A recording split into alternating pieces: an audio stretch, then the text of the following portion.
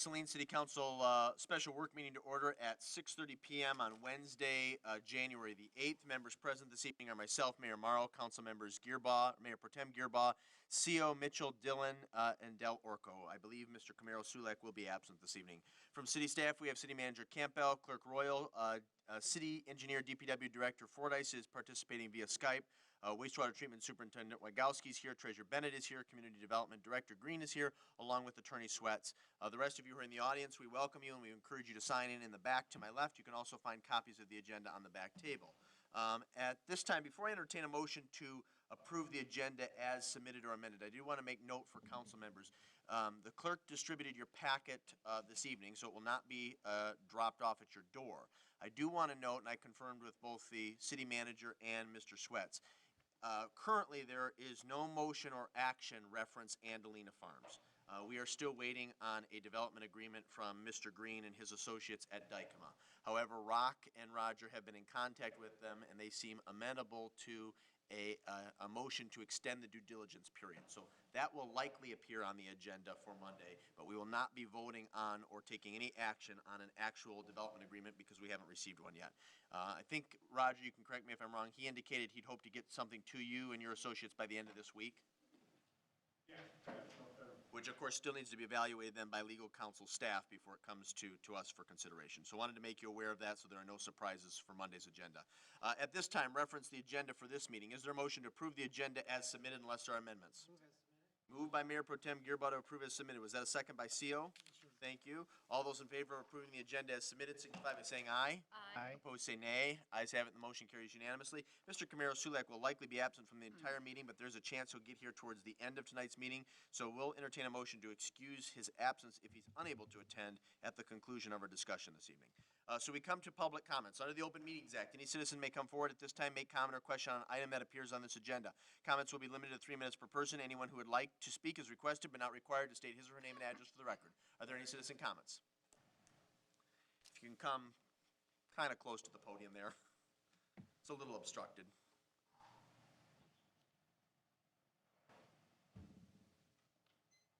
Thank you. I had made a couple comments or questions at the mayor's meeting today at so I will try again.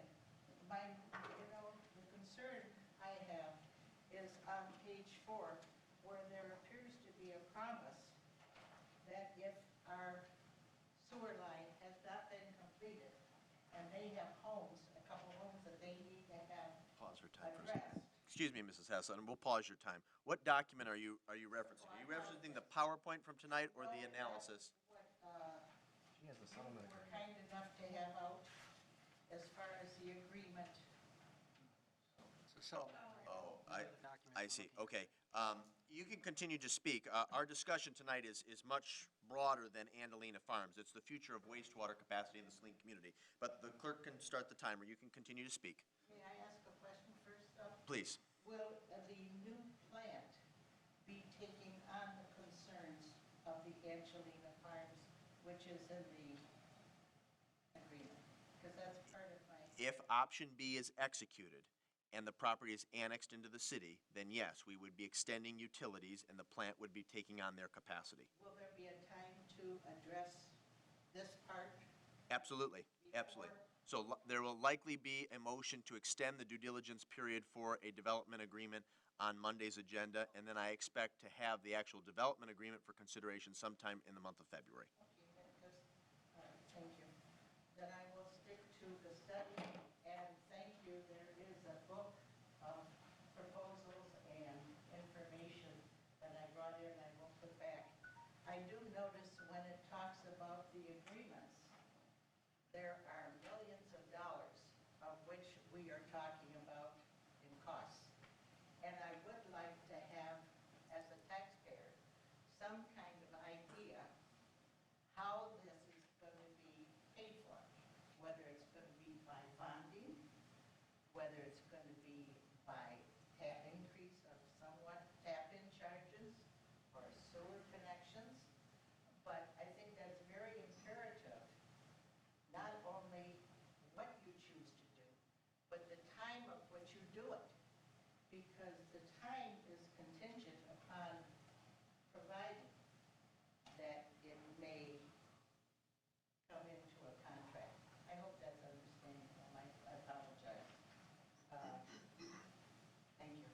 Thank you, Mrs. Hess. Are there additional citizen comments on agenda items? No, and I will also note then for the record, tonight we are simply gathering information and asking questions of our consultants and staff. It would be inappropriate and premature to develop any consensus this evening on how best to move forward, so this will be added as a subsequent discussion or action item at a future regular city council meeting. Here's how we're going to proceed tonight. Unless staff, after I'm done speaking, if staff have some introductory or obligatory remarks that they would like to verbalize, I would welcome that. Then I'm going to turn it over to Mr. Rubel and his associate to go over their PowerPoint. A hard copy was distributed to you moments ago, and obviously they'll be referencing a number of items that are enumerated in their wastewater treatment plant siting study, which is very comprehensive. Appreciate this analysis, gentlemen, dated January 2020. At the conclusion of their remarks, I'm going to try something a little bit differently this evening. I'm going to start with Mr. Gearbaugh and with Councilmember Seo. We're going to start with the first round of questions being limited to 5 minutes so everyone can get some initial questions in. At the conclusion of that round, if there are additional questions, we'll work our way back around the dais. Mr. Campbell, anything you'd like to add at this point? And yes, we are recording tonight's meeting. Please be sure to speak into the microphone when you're recognized. Just briefly, thank you, Mr. Mayor. So as you know, this is the siting study for the wastewater treatment plant and then the options that to consider for any kind of expansion or growth is what this was the intent was to look at. So there are a number of options. We know it's a ton of information, and certainly expectations aren't that you've already read every single page. But I thought, again, as of last week, when we knew we would have when we scheduled this meeting, we thought it would be important for you all to have the big picture and understandings of all different costs and how it may impact Annalena Farms and how and consideration. So I think it's important. So thank you for giving of your time for this special meeting. But again, I do think it's important that we have this meeting, have the presentation, and then certainly any questions that either don't have time for or are on your mind right now, but come into, as you're reviewing and come to you, obviously please pass them along, and we will do our best to get them responded to in a timely manner. So very good. Mr. Rogowski, anything you'd like to add at this point? Yeah, I'd just like to say, beyond the issue of growth or no growth, the plant is very old in age, so a long-term solution, significant improvements are going to be made or need to be made just on the existing site. So independent of the growth factor, significant dollars are going to have to be invested for a long-term solution. Very good. DPW Director Fordyce, anything you'd like to add at this time? I would just echo Steve's comments there. Okay, very good. Thank you. Okay, Mr. Rubel, if you want to introduce your associate who's with you this evening, and then did you have the opportunity before tonight's meeting to be introduced to, I think you know everyone at the table with the exception of Mr. Del Orco, who's to your left. He's one of our newest council members. Thank you for that. I'm struggling with my voice tonight. Can we get you a glass of water? I don't think that will help, but Okay. I appreciate the offer. Mr. Brent Bode is my associate with Tetra Tech and was very instrumental in putting together this report. So Brent will speak. He was planning to speak anyway, but he may do even more tonight with the condition of my voice. So We do have a cordless mic. If you'd like to stand, it's your preference. we do have the PowerPoint that we'll go through. I'll probably stand up at the Okay. podium for the first part of Very the good. presentation. Yeah. So. For the initial presentation, Councilwoman Dillon, would you mind passing your microphone down so both gentlemen have mics for the opening component of tonight's meeting? Gentlemen, whenever you're ready, the floor is yours. Well, again, this mic seems to be working quite well. Thank you for the opportunity to be here tonight and give you some brief overview of this study. We've appreciated that opportunity. So what we would like to achieve tonight and with this report is to go through, our first step was to identify flow rates, both from the existing service area and a future service area, including development within the current municipal boundary and planned expansion. Then we went through a series of steps to identify alternatives for wastewater treatment. That's where we'll spend the majority of our time tonight, talking about all the different options. We'll end up tonight talking about just some next steps. We're really at the beginning of a long process, but I think we've laid out here some solid next steps for your consideration. And I thought this was helpful.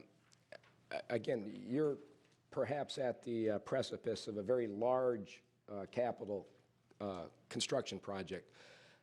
Those projects just don't have 2 or 3 steps. They literally have many, many steps to go from start to finish. And my assessment, I put up 6 big ones here. We could probably make that 12 or 15 if you wanted to break it into really fine pieces. But the point I wanted to make is we're really at step 1 of several steps to follow. This was really looking at the conceptual alternatives. And based on your feedback tonight, where you want to achieve, even feedback over the next coming days and weeks, there will be many more steps to follow. But I think this is a solid step 1. And with that, Brent's going to lead the middle part of this, and I'll jump back up towards the end. So.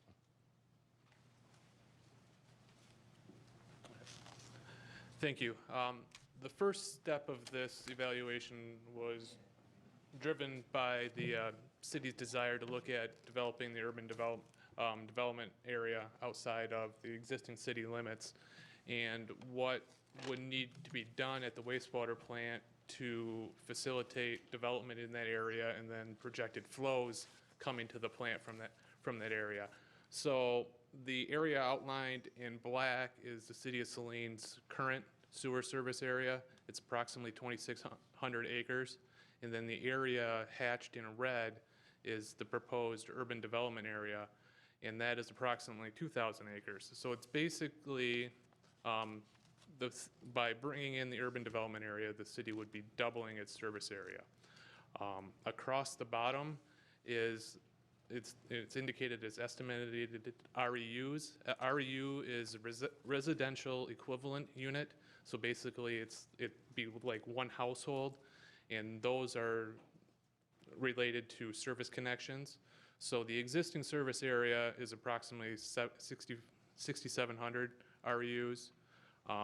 Undeveloped area within the existing service area is about equivalent, about 800 REUs. And then in the projected UDI, we're looking at, approximately 4,900 REUs. Those REUs are based on about a 1/3 acre house site in that in the UDA.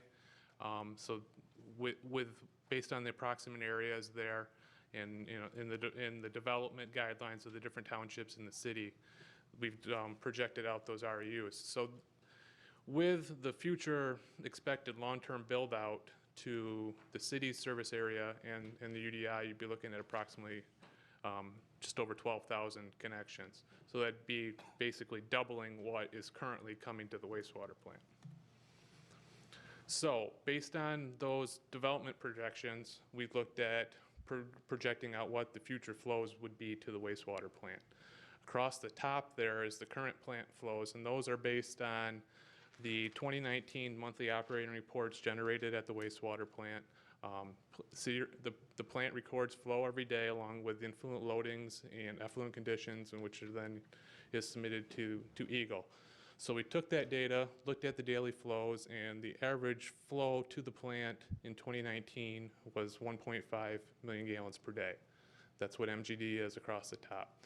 Then we also looked at, well, what was the average max month condition, and then max day condition, and then on the far right is the peak hourly flow. So that is what the peak flow rate during a rainfall event or something like that that's coming into the plant all at one time. So the plant needs to be able to hydraulically handle that amount of flow, otherwise it results in an overflow or a discharge somewhere in the system.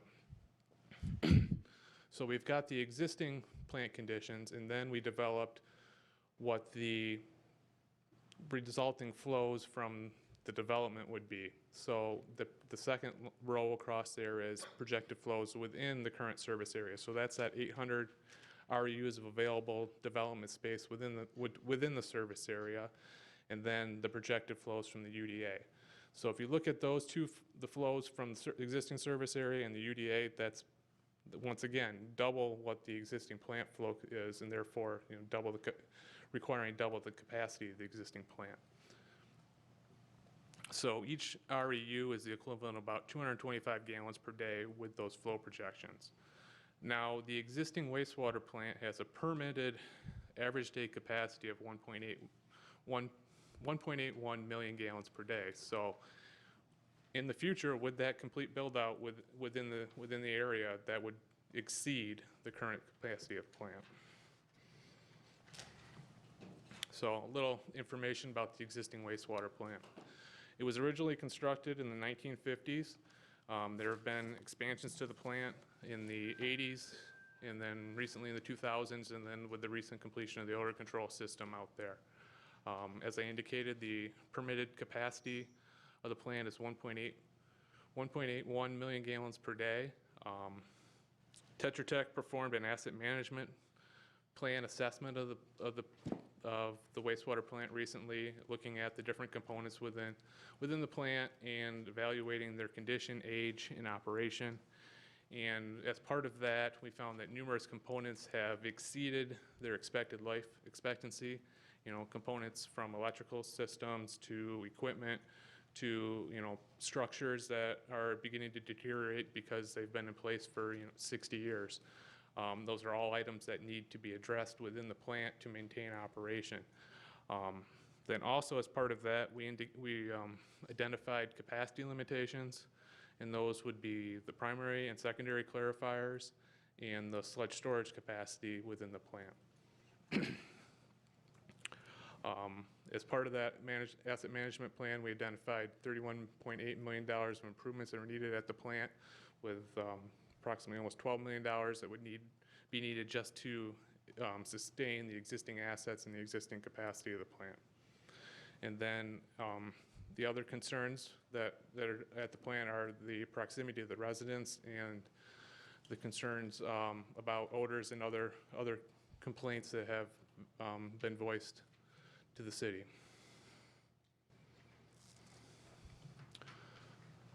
This here is an aerial photo, and just kind of wanted to walk through some of the tanks and processes at the wastewater plant. I don't have a pointer, but so the flow comes in from the bottom of the page here and proceeds up to the raw sewage pump station, which is labeled in orange. From there, flow is pumped up to the pretreatment building where there's grit removal tanks and grinders for handling incoming material. From there, the flow flows to the two primary clarifier tanks, which are covered, and there back to the RBC units across the top, covered with the white covers. And then on to the final clarifiers on the right side of the page, where solids settle out and then are pumped out, and continuing down to the tertiary filters at the bottom, and then UV disinfection, where flow is then discharged to the river at the bottom of the page. Solids collected within the plant are pumped to the digester. In that digester, it's an anaerobic digester. Heat is applied to the sludge that's within there, and it results in the material breaking down. Methane is released. That methane is then run through the boiler, which is then used to maintain the heat in the digester and other systems. The digested sludge is then stored in the sludge storage tanks and then taken from there for land application.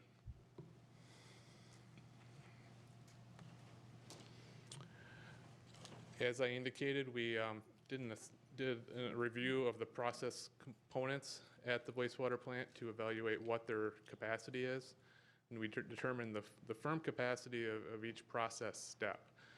Firm capacity is taking the components of that process and how much flow or it can treat or convey based on the largest component out of service. So with the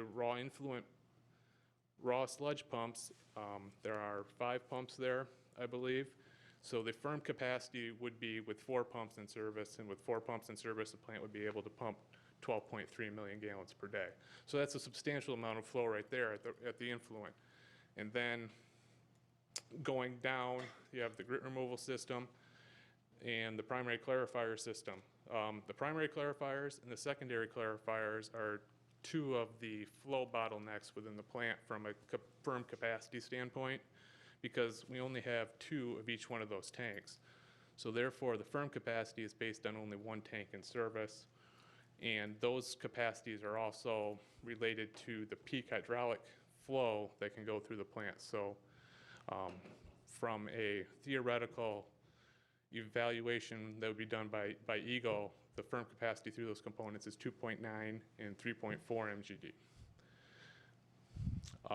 The RBCs, that flow capacity is based on average day flow, so not peak flow, so that's 2.2 million gallons per day. And then also you've got the filters, the UV disinfection system, and then the storage tanks. So what this table is showing is based on those current firm capacity flow rates and ratings and the projected growth within the service area, whether or not we have adequate capacity when reviewed by Eagle for any future permit evaluations. So as indicated on there, there is average day capacity for the 3 million gallons per day, but the max day conditions and peak hourly conditions, there's definitely limitations within the existing plant. And those limitations would need to be addressed as that development occurs.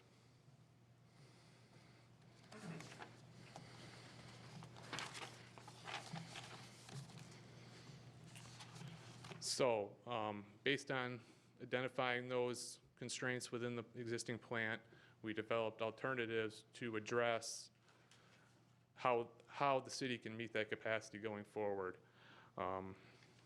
So we looked at the projected flows, and then we developed alternatives for plant expansion, plant relocation, regional treatment as all alternatives. And to evaluate those, of course, the critical component is the cost for those improvements. So we developed conceptual capital costs. Now, these are very high-level costs, because there's a lot of additional evaluation that needs to be done of, the soil conditions, hydraulics, things like that. So these costs were developed based on industry standards, technology and equipment quotes that we received from different vendors, similar construction projects, and so on to develop those costs. So because of that, the conceptual aspect of this, there was a 30% contingency that was included in these costs, and then also a 20% administration and engineering cost for the design component of the project to go in the future, and also for any legal and financing requirements that would need to be done to facilitate the constructions. And then also as part of the evaluation, we looked at the projected operating costs of the different alternatives. Those costs included manpower for operating the plant, power consumption, chemical consumption. Also, we included in there some of the existing liabilities that the plant has, pension payments and things like that, to project out that future 20-year planning period. We also looked at the salvage value. What was the value of these assets at the end of our 20-year period? And then from those costs and values, we calculated the present worth cost for the alternatives, which is the capital costs and the operating costs minus the remaining salvage value at the end of the 20-year period. A few other things to take into consideration with the evaluation of alternatives were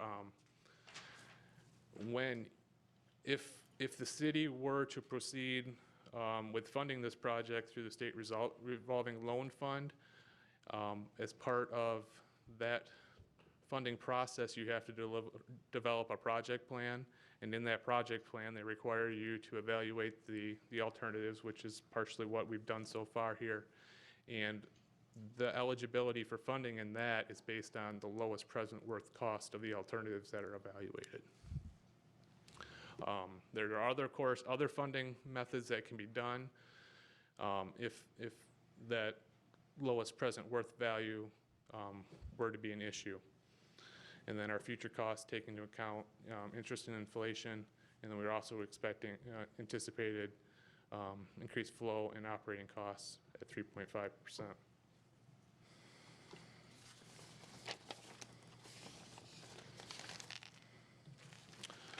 So, based on all of that, we came up with 4 categories for alternatives to be evaluated. The first one was to expand at the existing wastewater site. The second one was to construct a new wastewater plant at some other location within the city service area or the UDA.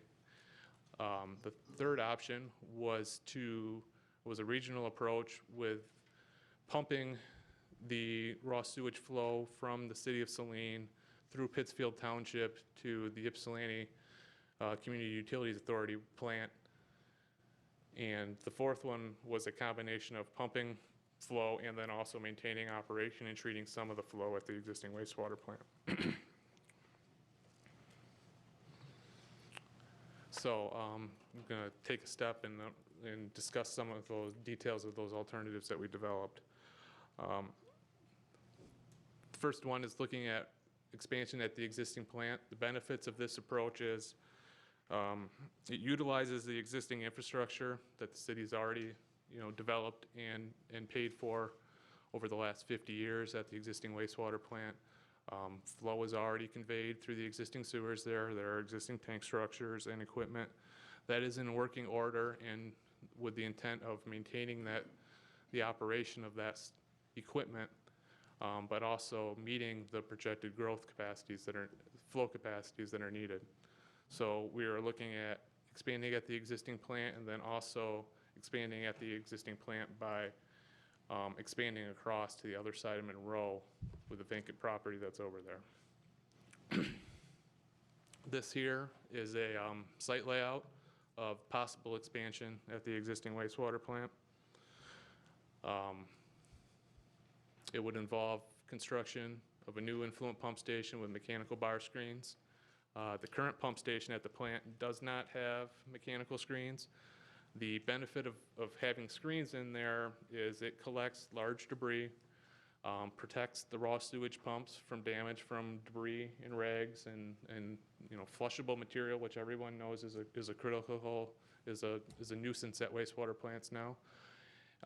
So it helps protect the downstream operation and get some of that non-organic material out of the plant flow.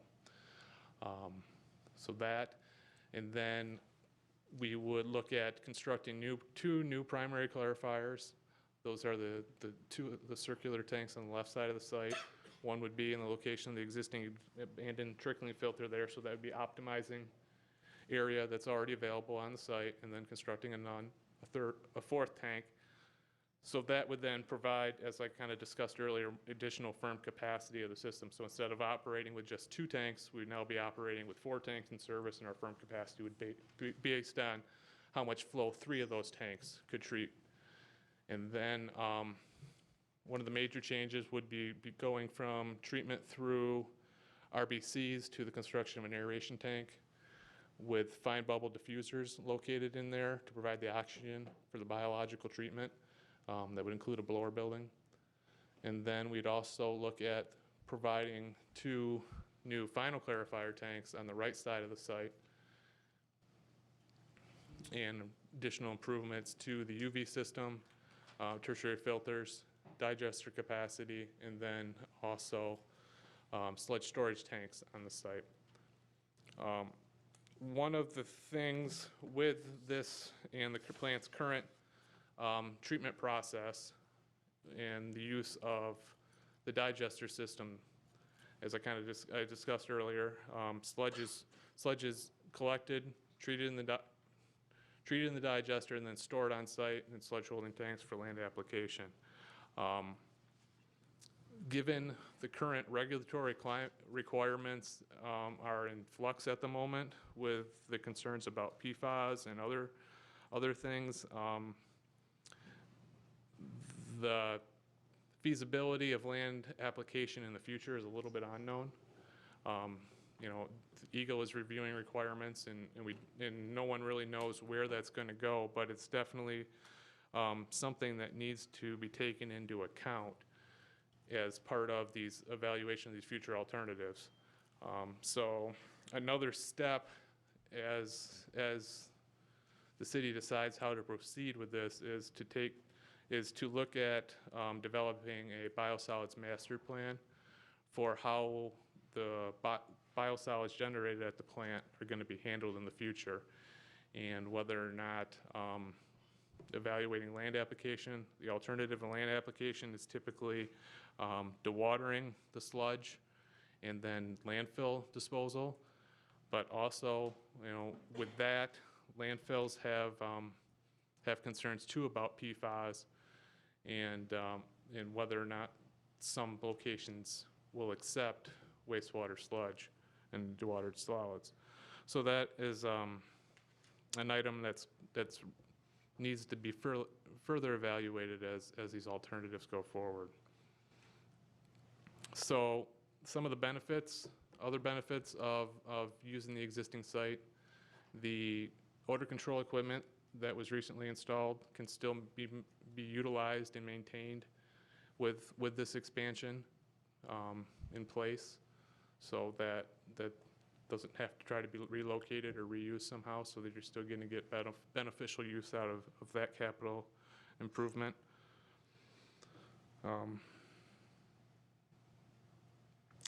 One of the difficulties would be the construction aspect of this. It's a very tight site. There's limited space for construction of these proposed new tanks and structures. So, you know, what's shown in this drawing is everything that's above ground.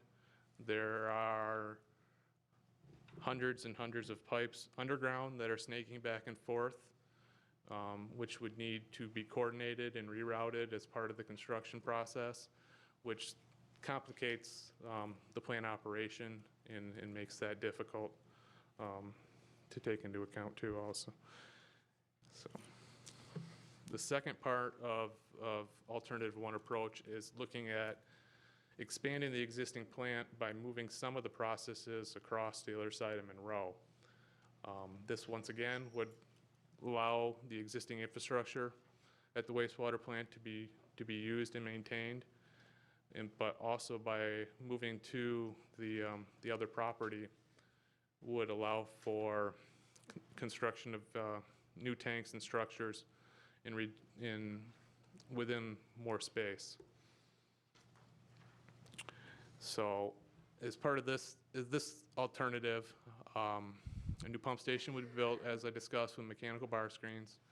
It would then pump up the hill, as currently is being done. The two final clarifier tanks on the east side of the site would be converted to primary clarifier tanks. So we'd have the two existing primary tanks and two converted tanks, which would then provide additional capacity. And then flow would be routed from there across Monroe. And on the other side of the street, biological treatment, secondary treatment would be constructed with an aeration tank, final clarifiers, and then also new filters and UV equipment, solids handling equipment for either solids storage and land application or sludge dewatering and landfill and disposal. And then also we're indicating a possible construction of a new administrative or maintenance building on that side for housing plant equipment, because the existing control building is quite old at the existing plant, and layout is not necessarily the best. This, once again, would allow for continued use of the odor control equipment that was recently installed on that side of the site. It would also allow for continued use of the digesters to provide the reduction in solids there at the site before dewatering or disposal. And then flow, we would utilize the existing plant outfall, so that would simplify permitting for the discharge. So, looking at that approach for alternatives, a few of the things for consideration is it acceptable to maintain wastewater treatment at the existing site location?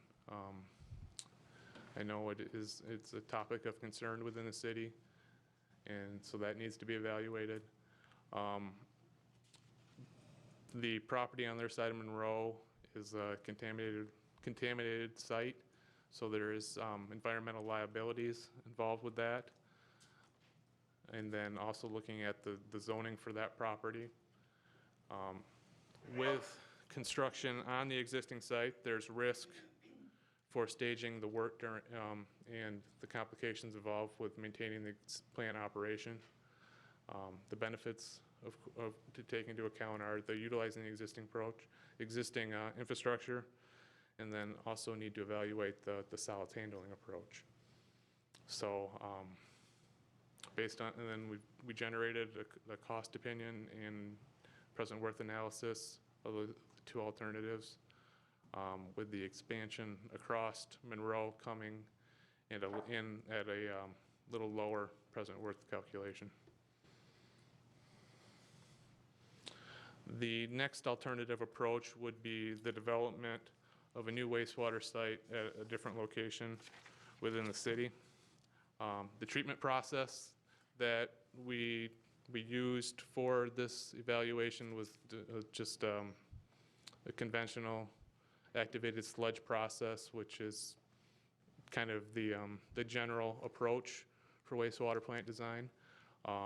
There are, of course, different equipment and process treatment alternatives that could be evaluated as this approach moves forward and do a preliminary design using different technologies such as membranes or other biological treatment. So the process, this here would be a process schematic through the plant. So bar screens, pump station, grit removal system, followed by primary clarifiers and aeration, and then secondary clarifiers with tertiary filters and UV disinfection. And then being this would be a new wastewater site, the evaluation was based on dewatering the biosolids produced inside the plant and then disposing of them at a landfill, and not including the cost for the digestion system. There is the benefits of digestion, but there is also substantial cost if that would be constructed at a new wastewater site. The benefit with the existing site is that infrastructure is already there, and it can be continue to be used in the benefits gained from it. At really no additional capital cost to the city. But if we are going with the new site location alternative, there would be substantial costs there. So based on these processes and the flow capacity anticipated, it would probably be 10 to 15 acres of land required for construction of the plant.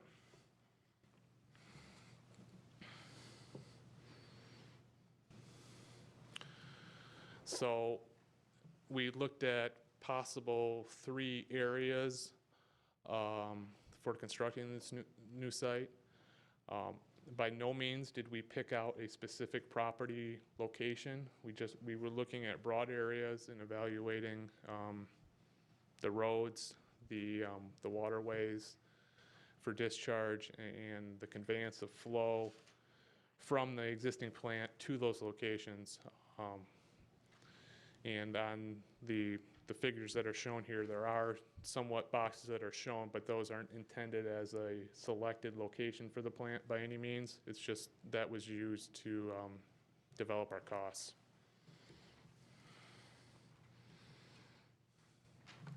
So the first new site location we looked at was on the west side of the city, north of the pond. Flow would be so currently all the flow within the city service area flows by gravity to the wastewater plant. So to relocate the plant to that portion of the city, it would need to be pumped. So a new pump station and equalization tank would be built at the wastewater plant. And then a force main would be constructed to convey the flow to the north side of the city. The benefit of constructing the EQ basin on site is that reduces the peak flow. So during a rainfall event, when you're getting a flow a quick inflow to the sewer system, that flow can be stored and then pumped slowly to the plant instead of having the pumps have to have the hydraulic capability to handle that all at once. So that helps to reduce capital cost for pumps and then also for the sewer to convey it. So then in this upper location, the flow would discharge north of the pond, which would have an impact on the discharge requirements because of it discharging above a large body of water. The discharge limitations would be more stringent than the current location downstream of the pond. The second new location we looked at was south of the city. Here, flow could be conveyed by gravity sewer down Monroe to a site south. This would then, the plant located in this portion of the city would then discharge the same water as the existing plant, so there wouldn't be a change in the permitted discharge requirements. Also, benefit of the south location, a lot of the anticipated growth in the area around the city is anticipated here to the south, so that would reduce the conveyance to that location. And then the third alternative we looked at was constructing east of the city. Another gravity sewer would be used to convey flow from the existing plant to the eastern portion. Here, we'd be discharging to the drain, so it's a much smaller body of water and therefore more stringent effluent requirements than to the river. So that's going to impact operation costs and equipment selections. So we developed conceptual costs and present worth analysis of those three alternatives, with the south location having the lowest present worth cost, in large part because of the reduced conveyance cost to redirect the flow. Some of the items to take into account as when looking at these alternatives is there's a reduced risk in the construction and implementation of the new plant because everything can be built at one time without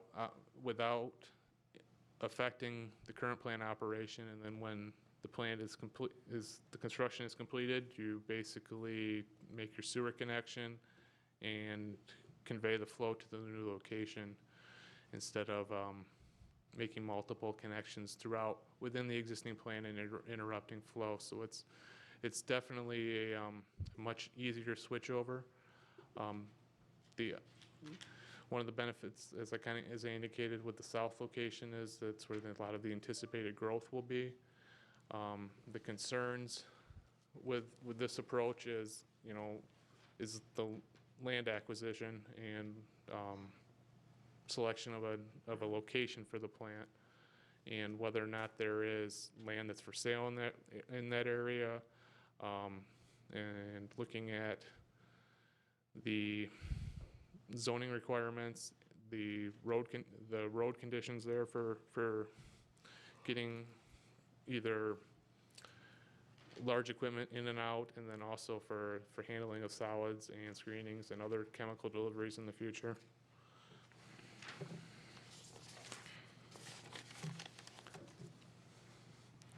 So, and then alternative 3 is taking a regional approach and looking at pumping flow to Yucca, and Brian's going to discuss that.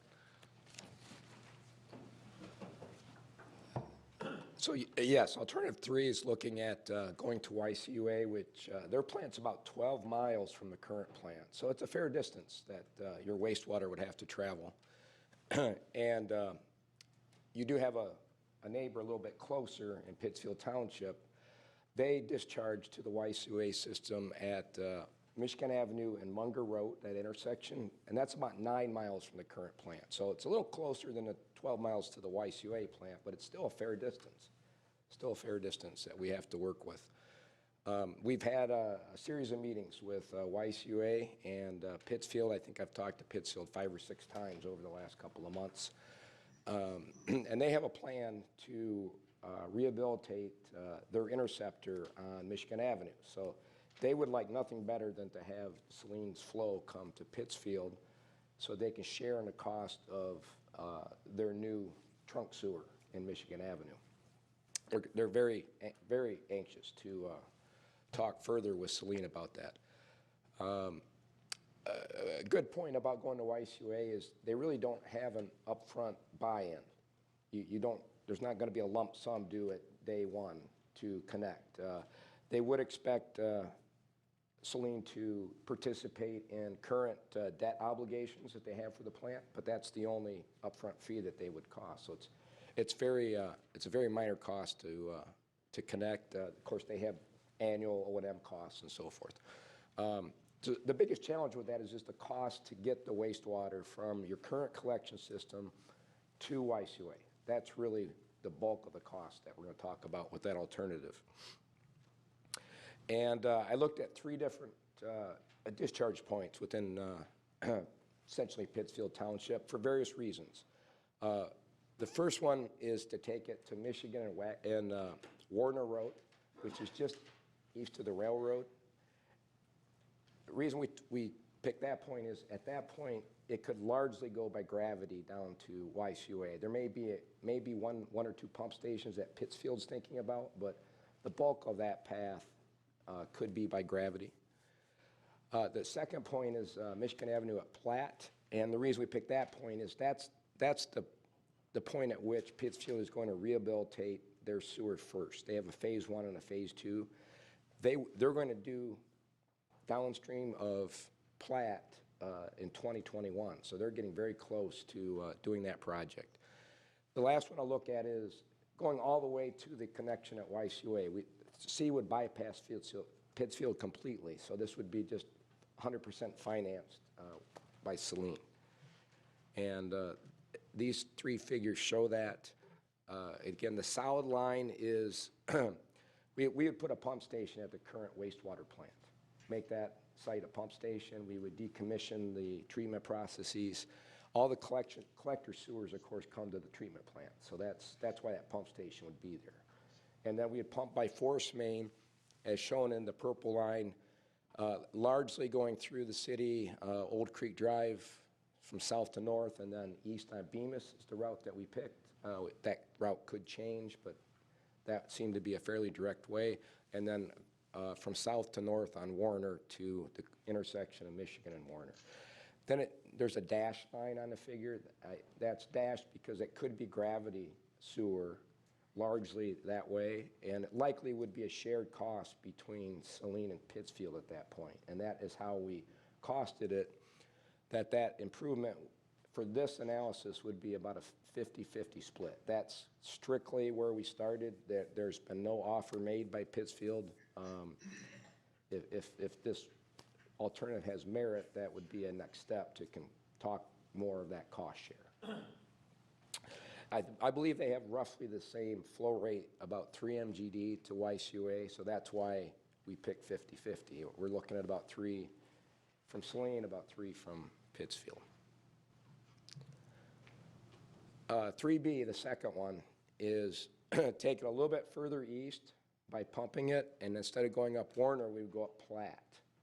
And then at the intersection of Platt and Michigan, it would then join this phase 1 that Pittsfield is currently designing, or at least conceiving. And it would go along Michigan Avenue to essentially Michigan and Munger. Pittsfield's priced that out already at $25 million to do that project. So the cost that is in This alternative is half of that, 12.5 million to Saline, assuming 12.5 million to Pittsfield. They thought that was a reasonable place to start, my conceptual analysis. And then 3C in yellow, again, the same thing on Bemis, but we would, I was just curious, is it cheaper or more expensive for Saline to think independently from Pittsfield and go all the way to that intersection where YCUA picks up at Munger and Michigan, all by gravity, all by force main, single pumping application all the way there. And so we developed the cost for that too. And those are in that table, 3A, 3B, and 3C. And they're fairly high, higher than 1A and, the number 1 and the number 2 alternatives that Brent spoke about. And again, the present worth costs are shown there. Some of the key factors is, again, I told you, we assumed a 50-50 split for when Pittsfield and Saline commingled flow, and that would need to be discussed as you proceeded with that. Again, more dialogue is needed to do that. YCUA told us that they thought they had capacity in their sewer system to take it to the wastewater plant. That they definitely used the word thought. They don't have that determined yet.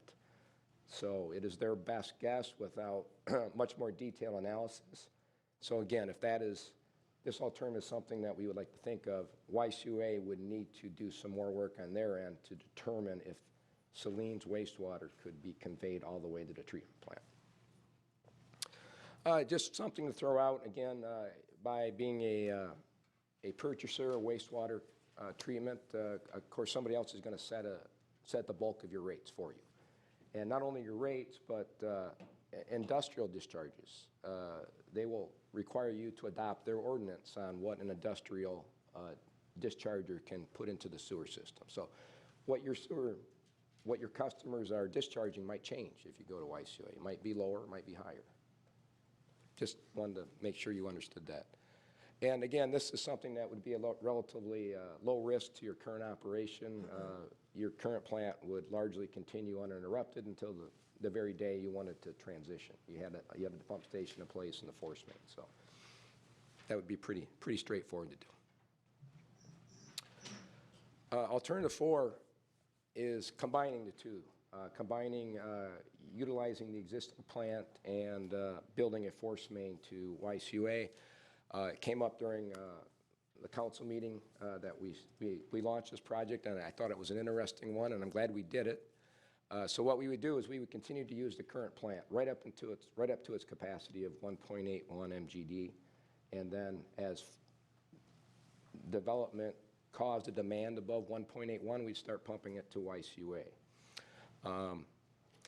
I think the initial thought was we would try to peel off the eastern part of the city because that's closest to YCUA. And when we looked at that, what we kept finding is, of course, and Brent showed you the map at the beginning, all the growth's on the west side of the city. So we kept going from east to west, trying to find about 1.2 MGD of flow to send to YCUA.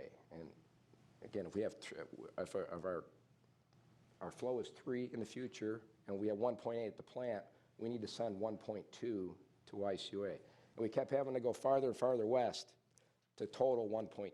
So the initial thought was the east side of the city, but we have to go all the way to the west side to collect that amount of flow. Does that make sense? Okay. Though, define what do you mean by the west side of the city? How far west are you going? I was almost at the wastewater plant, at about Monroe Street. Monroe, Michigan. Yeah, and that's what this figure shows, that we had to go that far. And that includes all the new growth, the UDA coming in too. That's really what finally got us to 1.2 to consider that flow.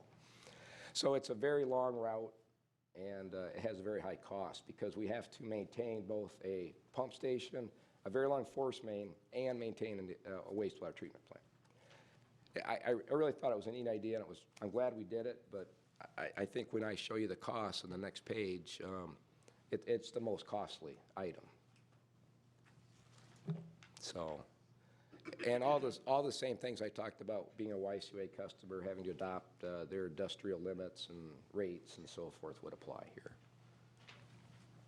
So, those are the alternatives. Just some kind of common elements to these. As far as a schedule, just to give you a frame of reference, I would imagine you're going to have from today on probably about a year maybe to vet these further, to line up funding, maybe have discussions with, look for property if that's your option, to talk to YCUA Pittsfield further if that's the direction you want to go. And then once you start along this path, the design process will probably take close to a year. So a lot of due diligence with that.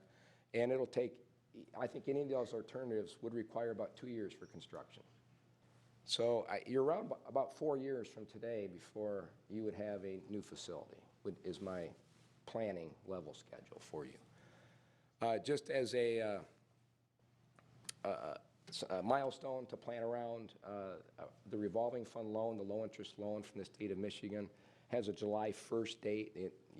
There's not 5 times a year you can apply. You can apply once a year, and that's July 1st. So I think it would be extremely aggressive for you to have all your plans in place by July 1st, 2020. So you're probably looking at July 1st, 2021, probably as a milestone. I like to look at things on one page myself. That's kind of how I organize it's hard to compare things if you don't see them all in one place. So we pulled forward all the costs that we had on the individual slides to this slide. And if it wasn't clear as we went along, alternative one, staying where you are, if cost is the major item, it's cheaper to stay where you are and continue to expand, or even consider expanding across Monroe Street. They're very, very similar costs that we had to do that.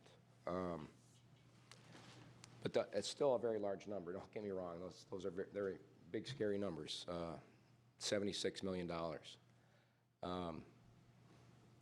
If going to a new plant is the direction you want to go, it's a little bit more expensive. Not terribly more expensive, but as a percentage. But and it's clearly less expensive to go to the south. That's primarily due to the collection system. It goes right to Monroe Street already, and you can just construct a gravity sewer to the south for it's still a large dollar value, but for less than going somewhere else, less than pumping it somewhere else or going a long distance. That's why the south is primarily the least costly direction to go. Following the river, you're following the gradient of the land to the south. I wanted to point out, though, if you look at the present worth, and we didn't talk a lot about that as we went, the present worth considers all the costs, the capital cost, the operating cost, and even the salvage value, the cost at year 20. A new facility will have a larger salvage value at year 20 because it'll retain its value. Whereas like the existing plant is an old asset, so we put a very low salvage value at year 20. So 1 and 2 get closer together present worth-wise. Capital costs, they're about $14 million apart, but present worth, they're only about $7 million apart. So they get closer together because in alternative 2, you have a new plant. Alternative 1, you have an improved old plant. And actually, I would argue that 1 and 2B in particular, they're only about 10% off. That isn't that far off for this conceptual analysis. Still a lot of money, but these costs are plus or minus 5 or 10%, so they're actually not that far apart. The cost to go to YCUA, again, capital cost is pretty close. It's a little bit cheaper, actually, than alternative 2B, but the present worth cost is quite a bit higher, and that's in large part due to the O&M costs that you're going to be paying YCUA. They're reasonable, but they're still there. And the debt service cost that you'd be paying for them, in addition to this big pump station and force main that you'd be paying for. And I think the combined analysis, I won't spend much time on that, that number is quite a bit higher than any of the previous three. The column also contains an estimate for what the how the sewer bill would change with any of these alternatives. Understanding, I would like you to understand that I assumed essentially that these would be constructed before any additional new connections came on board. You'd have to have these facilities largely in place before you had hundreds and thousands of new homes connected. So it is the current customer base. As you add new customers, of course, you have now a larger number of people paying off the project, and the cost will go down. But none of us here can predict if you'll have 1,000 in 2 years or 4,000 in 2 years. So I can't show you that progression. All I can show you is today, how that would impact. So it's a fairly large amount of money. Now, some communities' cost would be everything. 100% of the decision would be based on cost, and that's what I'm going to base our decision on what to do. Another way to look at it is to score it based on other factors, non-economic factors. And I prepared a matrix. This could be a start to something further. We could add evaluation factors to this matrix. We could put numerical scores on this matrix and evaluate these alternatives a different way other than cost. Just one way to do it, I added many of the factors that Brett and I talked about as we went along on the left column, the criteria, and then I had alternatives 1 through 4 in the columns, and I tried to, by words, I put a qualitative measure on them, and then I used colors, kind of traffic signal colors, green, yellow, red, thinking green is a positive factor, yellow's kind of a neutral factor in that criteria, and red may be a negative factor. And that might be another way to evaluate these. And actually, if you look at it this way, the YCA alternative jumped out to me as it didn't have any red. It had all greens and yellows, yeah. So this could be another means to evaluate, make a decision on these alternatives. Again, I've seen scores and numbers put into here too, and to rank these numerically. I won't go through all those. My intention not to go through all those cells, but to show you that there are other ways to evaluate these things. This is the last slide. So it seems like one key factor is there are concerns about the wastewater plant in its current site and neighborhood concerns, and maybe to think about, is there any interest at all in keeping it there? Because it does look like it's the lowest cost alternative. Maybe there is, maybe there isn't. I don't know that, but that seems to be a key factor to consider. If you're going to relocate the plant, then to me, the first place to look is to go to the south. Is there available land? Maybe nobody wants to sell their land to do this there, and it's not feasible. We can't find a space for it. Maybe the community doesn't want to rezone the area to allow the plant. Again, those are questions that have to be answered. If you want to further the Pittsfield and the YCA evaluation, we would definitely need to start a dialogue with Pittsfield. Again, maybe this 50-50 split, maybe they propose 60-40. And then that brings that cost a little bit closer together. And then YCA would need to figure out, too, do they have the capacity to take it to the plant? They only have told us they think they have the capacity. They told us they want to look at it closer if the city requests them to. Have not yet talked to your financial professionals about financing this, means to do that, innovative means to do that, perhaps. I don't know, but that would be another step, one of which is here tonight. And Brett mentioned, too, that this biosolids, if you want to get a head start on the design of this, looking at the biosolids component would be a good place to start. He's absolutely correct. This whole PFAS in the wastewater, in the sludge, farmers are backing away from wanting that spread on their land. Landfills are backing away from wanting that accepted in their landfills. So the future of biosolids for wastewater in Michigan is really uncertain. And looking at that in some more detail might provide some efficiencies down the road. You've also got you've had problems, sludge storage at your current plant, getting that pumped out in a timely manner. Looking at, we mentioned it during the asset management plan, looking at the contract that you have and how frequently you pump it out, that might also be part of that step. So, took a little bit longer than we thought, but we got through it, so. Thank you for doing that with a raspy voice. Before we open it up for questions, are there additional comments that anybody from staff would like to make? Mr. Campbell, DPW Director Fordyce, or Wastewater Treatment Superintendent Wygalski? Anything you'd like to add at this time? No? Steve? I would just like to say, with the PFAS uncertainties, there could be something else in the future also. I mean, we can't predict that, so I'm not making an opinion one way or another, but with YCUA, they do assume that risk or, have that obligation. So it's really hard to consider 5 years down the road, let alone 25, 30 years down the road. Very good. Mr. Fordyce, anything you'd like to add? No, not at this time. Okay, very good.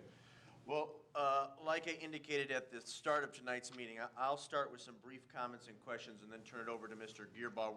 We'll work our way around the table to Mr. CO. We're going to limit the first round of questions to about 5 minutes, and then if you have additional questions subsequent to the completion of the first round, we'll work our way back around the table.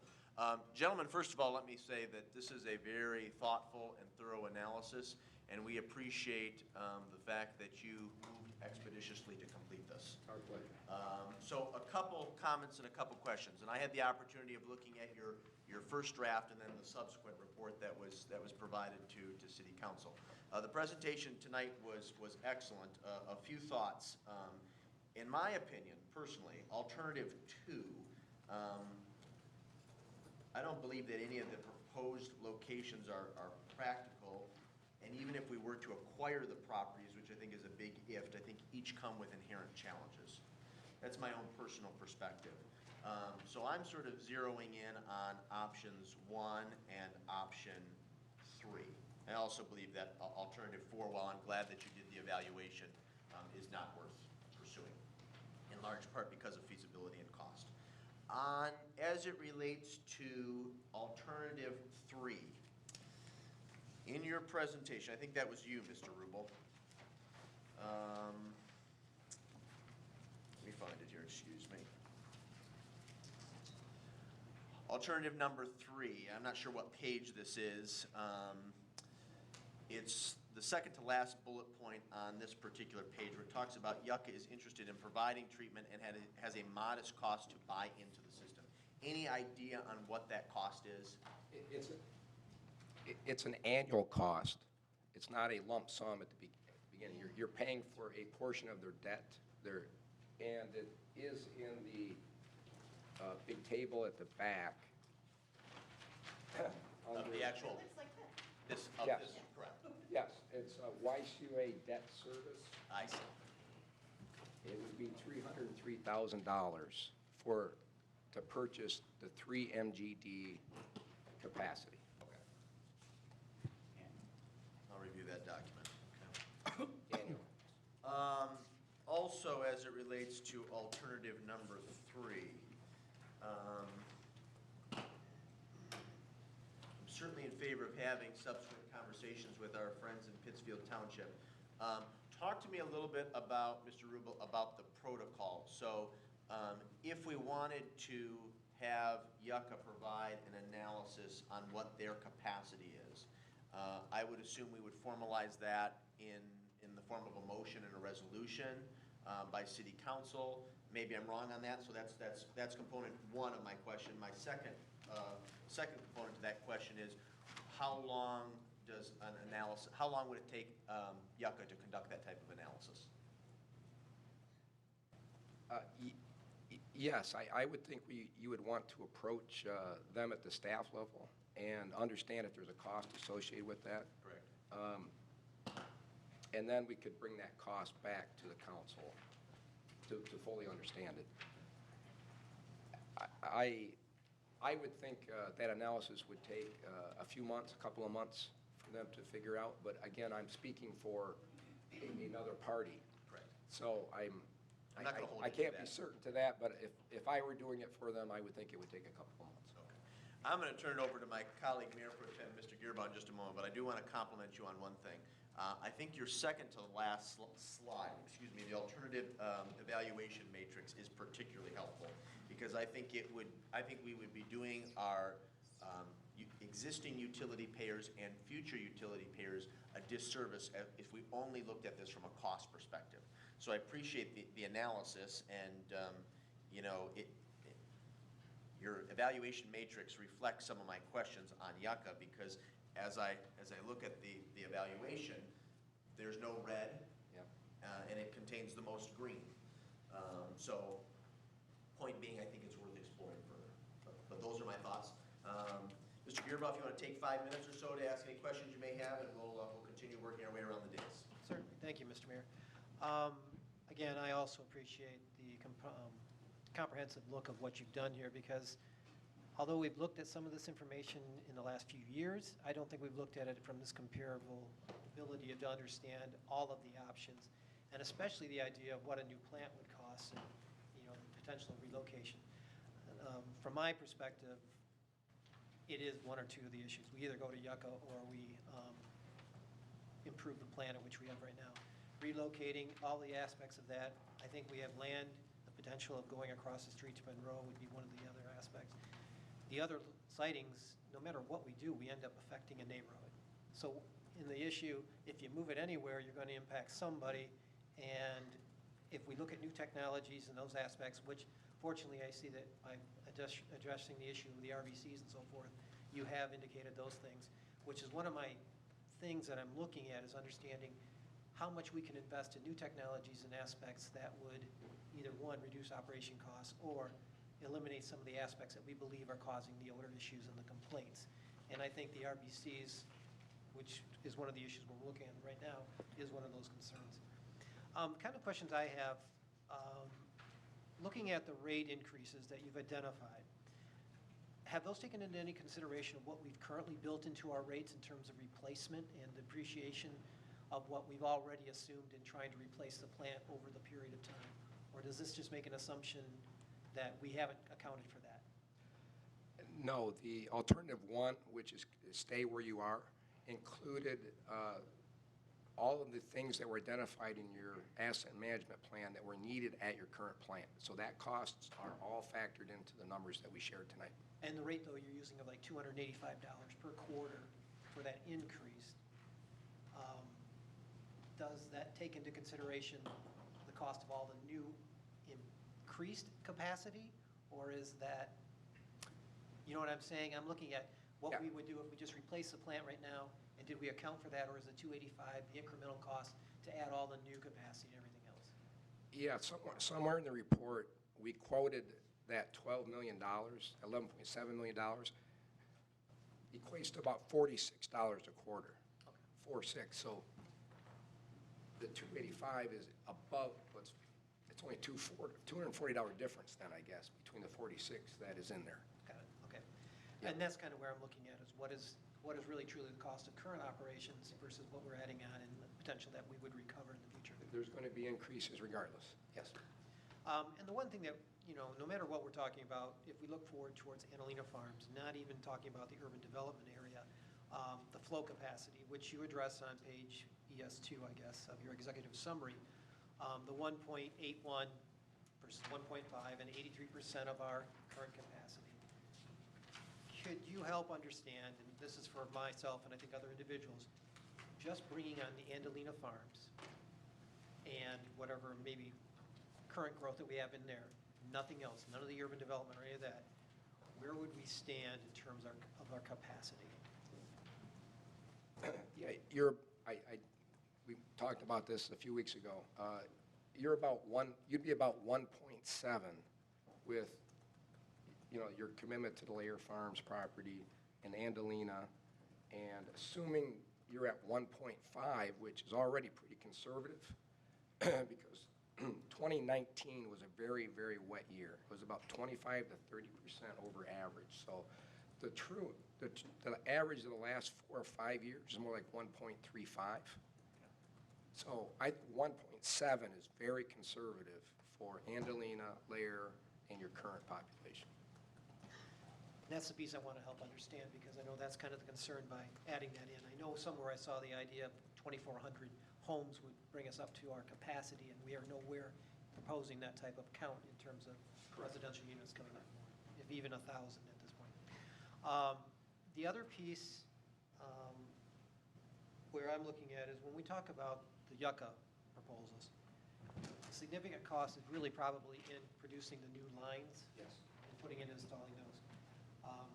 The other piece of it, when Pittsfield is looking at doing this, in terms of their expansion, are they intending to increase their amount of use of what they're putting in for a new line? Or, because I'm looking at it, if we're going to be half of it, and they're going to be half of it, we're not projecting to use that full capacity until,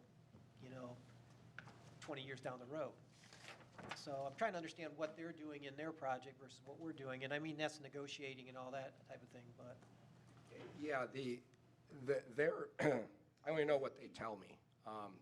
They told me the reason for doing their project has to do more with the condition of that sewer is very poor. It is failing. So they need to do the project to repair the sewer. I am sure there is some growth in there. I know they're not at their full capacity to YCOA of 3. But I don't know exactly where they are today. Yeah, because I think one of the ideas was when that initially was put in, the capacity was to take in that entire area that is now the preserve to be developed. Okay. In which that was potentially 4,000 homes. And at this point, that capacity they put in there is not being utilized. I see. So I can see where this would benefit not only them, but it would benefit them immensely. Mr. Deere, if I may, hang on to your questions. I'll transition to Councilwoman Mitchell. Come back to you if that's all right? Yep. Very good. Thank you for your questions. Good questions. Councilwoman Mitchell. Thank you, Your Honor. My first request is to city staff that Ms. Bennett, it would be particularly helpful to have that sheet, that one pager that talks about when our debt is being paid off and what we're paying by year. So we don't need that right now, but 2039. right, can you email that to us so we have a separate sheet and we can refer back to it during these discussions? Would you mind, please? Thank you. Make sure that the city manager gets that out either tomorrow or with his weekly communicators since you're not. Thank you. And I'm going to skip over some of my questions. Thank you for talking about timeline. That was I had a question about that. And I just want to ask, when considering for going for the capacity of 12,400 units, that takes into consideration if all of the possible land was single-family housing. Is that right? It does not take into consideration whether we annex land and it's open space, or is that right? That's correct. Okay, all right, I just want to Yeah, it double doesn't- check. It's based on the acreage, so there's, of course, open space, road, some, impervious space and things like that. Oh, okay, all right, great. And then the average, your projections that you used for population and, okay, we should expect this much housing, does that take into consideration like some population shrinkage? Because we've seen a decline, or is it assuming that the population is growing, that it's a steady growth? We did not assume that any population shrunk. So yes, we assumed you would grow at about 3.5% per year. Per year, okay. Because I don't have the exact trend, but the trend is that our population is shrinking for whatever reasons. Fundings, flows. When you talk about risk in staging construction on the current wastewater treatment plant, can you talk about some of the things that you're thinking of? Like what kind of risk? Are you looking at, equipment? Are you looking at people? What? Oh, I don't think we're, I don't think we're looking at safety. I think Okay. we're looking at striking an active pipe and leaking a small amount of waste to the ground or down the driveway or something like that. There's risks of unforeseen conditions. Anytime you modify an existing site, you find things underground that you didn't know were there. That's true. Those are- Yeah, and part of it goes into when you're doing construction, you're making, connections between different points, things are out of service, and it falls back to that firm capacity thing. So it reduces the plant's flow in case there was a rain event, and, puts the plant operation at risk because you see. don't have the capacity to get that flow through the plant because 1 or 2 tanks is out of service. I see. That's kind of where the risk lies And in I- operations. So like the mayor stated the 2 things that interest me the most. And I think if we move the plant anywhere, we are going to run into neighborhoods, and we're already talking about impacting a neighborhood. And I'm also really aware of the fact that the neighborhood was built after the plant. I just don't know what to say about that. That is the timing. And people were not forced to buy a house there. They chose to buy a house there. What else did I have? So one of the things we've been seeing and talking about are more severe weather events. So we might not get a lot of rainfall over the season, but we might have a storm with a huge amount of rain. So were you taking those, consider that into consideration when you were looking at your plans? Well, indirectly, we did put a storage facility in all the alternatives, and one reason we did that is to equalize a storm event that would occur, so that,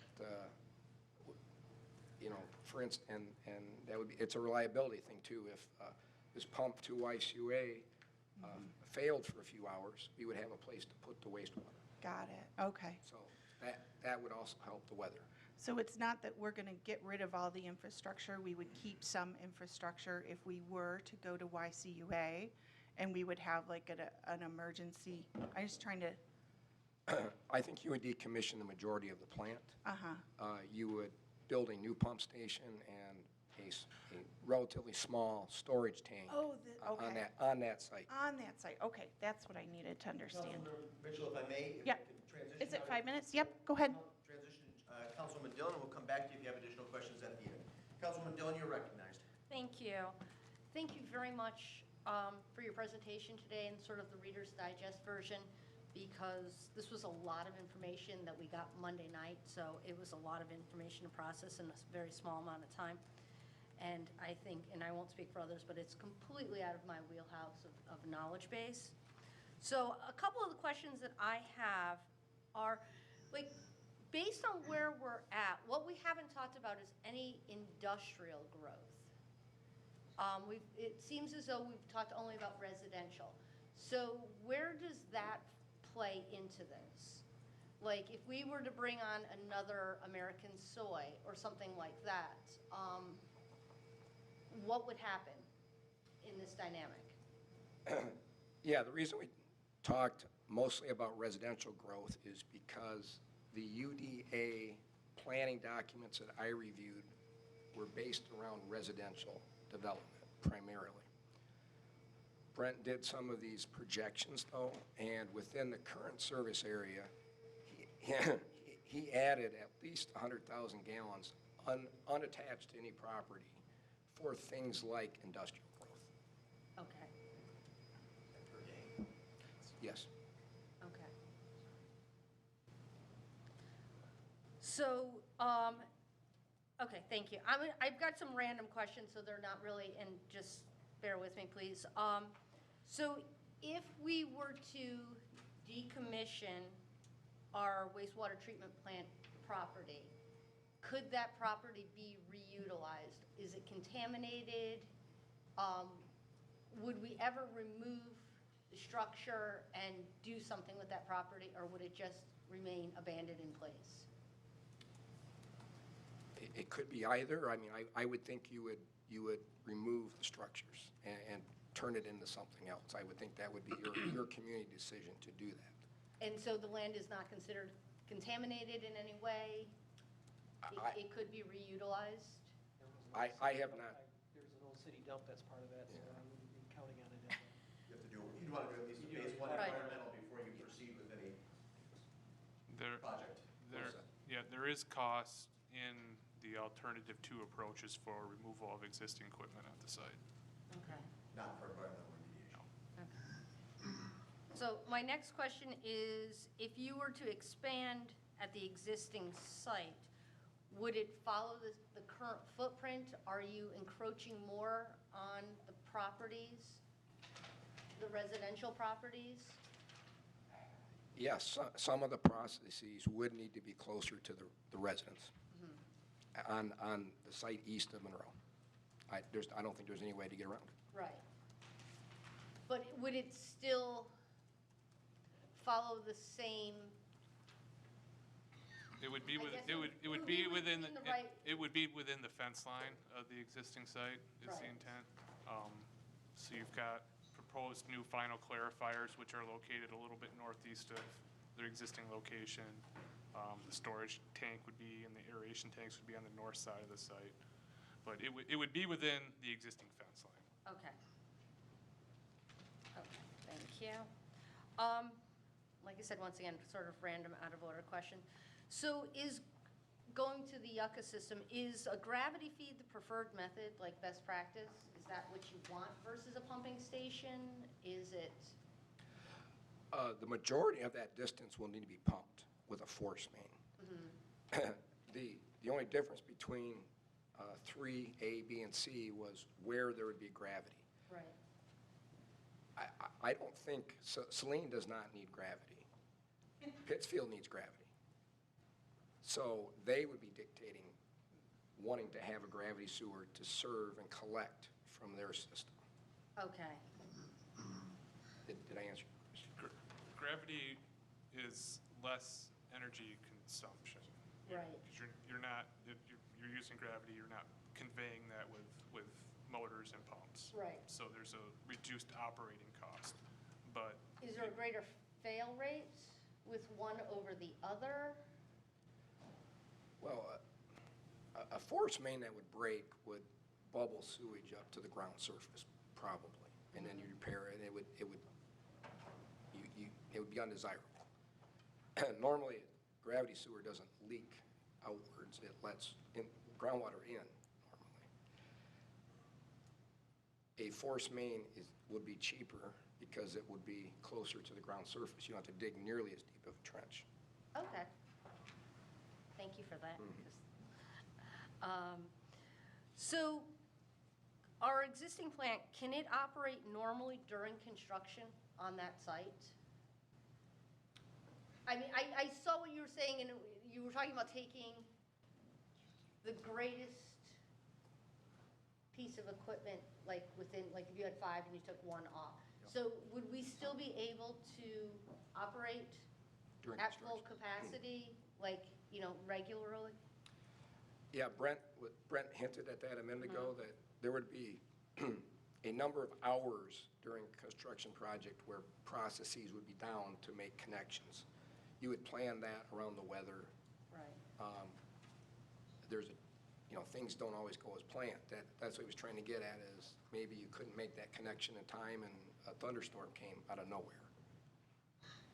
Small risk, but it's there nonetheless. Okay, Councilwoman, if I can have you hang on to your additional questions? thank you. Yep, I appreciate it. Transition to Councilmember Kamara Sulak. Kevin, we appreciate you joining us. I know that I think you stepped in when we were discussing alternative 2, but if you have 5 minutes, if you want to ask some questions, and I'll have the city manager follow up with you after the meeting to fill you in on what you missed. All right, thank you. I did spend a good amount of time reading over the little document you provided us, so thank you. There were a lot of good questions that I'm not going to duplicate from my fellow councilmen and women. From a understanding that 2024 would be an estimate when the new plant, let's say at the existing site, would be completed. And there's a lot of assumptions and variables involved in that. But given the trend in the increasing costs of labor, of equipment, and the logistics of lining all of that up, I mean, I don't know how many plants get built, you know, a year or within an area that you have to draw upon, but how did you factor in, and I mean, exponentially increases in both material and labor costs? I'm scared to think what it's going to be like in 2 years, let alone 3, and to have the labor and on hand, and with any kind of delays, what is the likelihood of the costs being higher, of it taking longer, you know, just say another year? I know you can't pull anything out of the air, but what kind of probability are we talking about? And you know, I take no disrespect. I know there's only so much you can answer here, but if you can help put me help put us at ease with. Sure. Yeah. We considered that probably the earliest you would take bids was about 2 years from now. We did have 10% just inflation in these costs, thinking that's nominally 5% a year. But you're absolutely correct that the construction industry right now is unpredictable, is the best word. I've heard community after community say that the bids are unpredictable. They're unpredictably low. We just took the RBC bids, which came in 20, 25% below what I thought it would be. Unfortunately, they're unpredictably high sometimes too. Right. So throwing in 10% is the best Brent and I could do at this time. Okay. But it is a concern. Is that material and labor? Yes. And being able to secure the, you know, the contractors, the specialists. I'm sure there's not a whole lot of companies that do this sort of work, or maybe they're national. So I'm concerned about the logistics with all of that. And, you know, if we're talking 10%, what if it happens to be 20%? And that's no fault of yours or anything. That's just what the market could yield. You know, another 10% on top of that, you know, is probably going to be across the board and maybe factor differently for if we were to connect with Yucca, but that is a risk, and I don't know how to account for it other than to put this 10% in that we did. I will say that we do a lot of wastewater projects. That's really what we do. Even before we started the project, we thought the cost likely would be about $15 million per million gallons per day of capacity. And after we did our detailed work, we were right at that number. And it gave us good feel that you approach it from 2 different directions and you got the same number. Mm-hmm. Approximately how many plants are you involved with, and have you been involved with in the last, I don't know, 5 or 10 years? And I'm not questioning your competency or experience. We easily do 15 to 20 wastewater projects a year, times 5 years. We're in the hundreds over that period of time. Okay. All right. Thank you. I yield the rest of my time to Jim. Very good. Mr. Delorco. Thank you. Thank you for summarizing all this. Particularly the executive summary was very helpful in getting started, sinking my teeth into this. My first question centers on the single-family home quarterly rate impact. I think the biggest concern from the community is going to be how this affects their water bill and their sewer bill. So is that, for clarification, is that estimate above and beyond what customers are currently paying, or does it reflect the total projected quarterly bill? And that is the increase over the current bill. Wow. So this essentially, even the cheapest of the options, reflects a twofold change in what our customers are currently paying? I believe that's correct. Okay, that's pretty alarming. Okay, so, thank you for clearing that up. And procedurally, when I'm thinking about keeping the site where it is, I have a couple questions related to that. I'm wondering why the proposed plan for alternative 1A, which is everything stays east of Monroe, expands the geographical footprint to add aeration tanks as opposed to the demolition of the RBCs because they'll no longer be necessary, and situating those tanks precisely where these RBCs are right now. That's a process. They're both treating the same process, so we'd have to maintain that, so we'd have to maintain the RBC operation to meet the permit requirements of the plant. I see. So that's why we can't take it out, put a new one in at the same time. We've got to build. So it's a procedural thing. Yes, yeah, it's that sequencing construction aspect that you've got to build the new before you can take the existing offline. So essentially then, where the RBCs sit now would just be abandoned, unusable space? Yes, it could be possible to relocate final clarifiers there down the road, depending on, maybe build one as shown on that drawing and then put a second one where the RBCs are, or possibly relocating the EQ basin there or something like that in the future. Okay, yeah, the reason for my question is the proposed site for the new aeration tanks, currently there's a fair bit of mature trees and vegetation there. And if you whack all those down to make room for the aeration tanks, you're going to obliterate a buffer for the odor problems that we already have there. So that's going to exacerbate the problem that we currently have. Yep. Okay. Yeah, that location is actually an abandoned equalization basin ditch area down there that is just overgrown. Right. So, Okay. Last question pertains to the design of new construction. All the proposed new construction sites incorporate the dewatering biosolid for landfill disposal approach as opposed to including a digester for sludge removal that's disseminated over farmland. Is this because there's less of a concern finding landfills to accept the dewatered biosolids than finding farmland to accept the sludge? Or is it a matter of building the digesters just simply cost prohibitive? It's really a matter of both. And that's kind of what goes back to the biosolids management, evaluation that kind of needs to be done to determine what the best long-term approach is to that. The capital cost for building a digester is probably $15 to $20 million when you talk structures. Okay. And so that would be on top of the costs that are already in there. Plus, then you would need the storage tanks for holding it for land application. So there's considerable cost in that concrete structure too. So that's why when we developed these alternatives, we went with the dewatering and landfill approach because it had a lower capital cost. Right.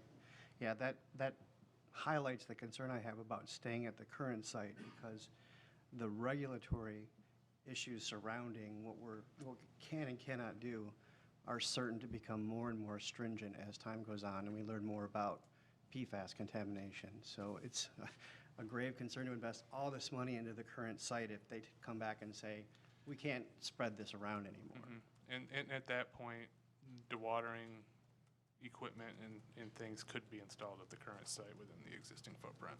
Okay. All right, that's all. Thank you, sir. Councilmember Seal? Thank you, Your Honor. Thank you, gentlemen. This is very nice. I did attempt to read through your entire document, and my first question focuses on page 5 of the tab 2, on table 2-2. Your first column talks about total million gallons per day. How did you arrive at that? I couldn't figure that one out. That was from reviewing the monthly operating report data that was provided by Steve. But I don't understand how we go from a max of 3 in the second column up to a total of 3.9, or 39.3 in the first column. How do we derive, what is the max? Is that on a monthly basis, or is it? Yes, that first column should be million gallons. Per month? Yes. Okay, all right. All right, thank you very much for that. Second thing is, I very much like alternative 2 because we start with brand-new stuff. We're not so worried about the maintenance and the operation of ancient equipment. We're not so worried about the operation and maintenance costs, at least at the outset, for determining that. But, like I've heard some of my colleagues say, I'm afraid of the NIMBY kind of approach to people all of a sudden fearing that we're going to have a water treatment plant or a sewage treatment plant in my backyard now. There probably aren't as many people out there in those particular areas as there are right now affected by the immediate plant. There's pros and cons to all, like you say in your approach. I personally like alternative 2 because I think it starts us from a fresh start, puts us in a place where we don't have nearly as many people, and I think we can say then with greater clarity, like you say, Ms. Mitchell, the plant was there before you built a place and moved in. It doesn't lessen the impact of those people coming before us at City Council and saying, I smell what you're discharging. But it gets us to a fresh start, I think. So that's one of the reasons I like 2. I very much am in favor of what you say in your plan, and I look forward to hearing more about what's going to come out of all these discussions of all these various entities like Yucca, Pittsfield Township, and so on. So, thank you. That's all I have. Thank you, Mr. Seal. Let's jump back to Mr. Gearba. Mr. Gearba, any additional questions that weren't asked by your other colleagues? Yeah, I did have just one. Yep, please. Looking at the costs, even just from the perspective of retirement benefits, I noticed you carried that across almost to the equal amount for every one of those.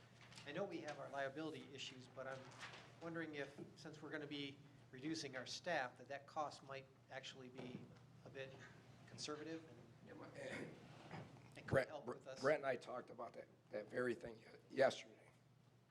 You may be right about that. I imagine the people that you currently have, they will be alive and thriving for 20 years or thereabouts. And this really was a 20-year analysis. I bet at year 21 and beyond, it starts falling off quite a bit. And honestly, I think we will have the issues with our benefits, but I think some of that will shift onto the taxpayers versus shifting onto the utility users and so forth. The other question I had regarding, I think it was Yucca,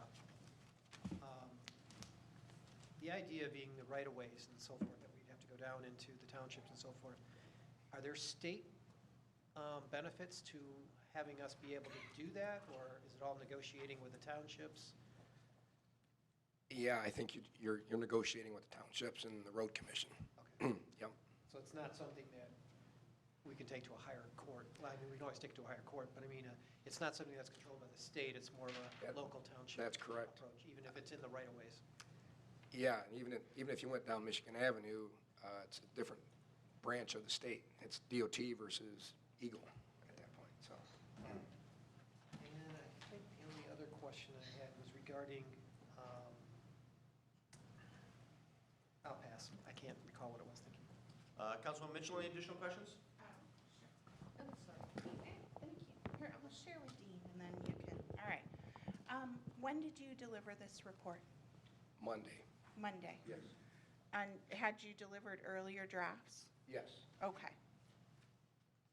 When is the last time you delivered an earlier draft? December 17th, I believe. Okay, thank you. I guess, let me just roll through my questions.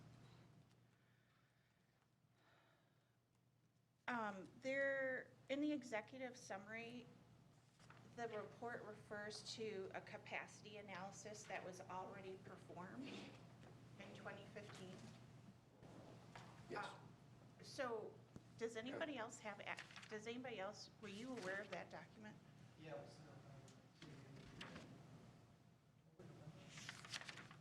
Sometime in the fall. Oh, okay. That was bedtime. Yeah, okay, good. I should read that. If you can't find it, we'd be happy to provide you an additional copy. Thank you, Your Honor. Let's see, I talked about construction. I guess I had questions about the operations.